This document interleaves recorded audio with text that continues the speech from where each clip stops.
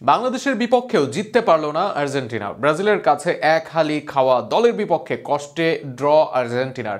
আগের ম্যাচে ব্রাজিলের কাছে হার, তবে এবার আর্জেন্টিনার বিপক্ষে ঘুরে দাঁড়িয়েছে বাংলাদেশ। সব মিলিয়ে বাংলাদেশ ও আর্জেন্টিনার ম্যাচ নিয়ে থাকছে প্রতিবেদন। শুরুর ম্যাচে 4 গোল হজম ব্রাজিলের বিপক্ষে যেন ছন্দহীন ছিল বাংলাদেশ দল। তবে এদিন যেন খোলস ছেড়ে বের হয় স্বাগতিকরা।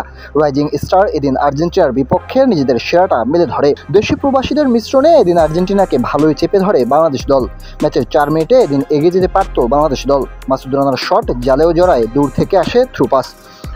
সেখানে ডিফেন্ডারকে বিট করে রান নেন। সেই রান নিয়ে চলে যান ডি বক্সের ভেতর ফাঁকায়।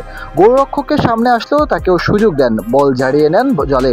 এরপরও উদযাপন করে বাংলাদেশ দল, কিন্তু এরপর জানা যায় গোল হয়নি, গোল বাতিল হয়েছে অফসাইডে।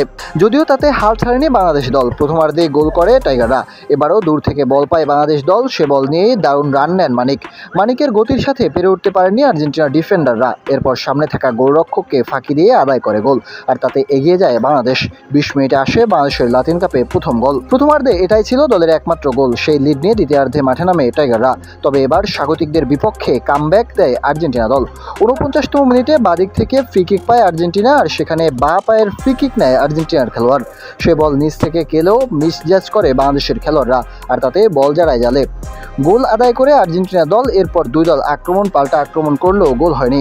বাংলাদেশের হয়ে এদিন দেশি মানিক মাসুদ রানা ভালো করেছেন, আবার প্রবাসীদের মাঝে ইব্রাহিম নওয়াজ দেখান তার ঝলক। সব মিলিয়ে এই ম্যাচ ড্র বাংলাদেশের জন্য থাকলো প্রাপ্তি হিসাবে। একই সাথে কিছু খেলোয়াড় আগামী দিনের জন্য নিজেদের একটা স্টেটমেন্ট দিয়ে রাখলেন।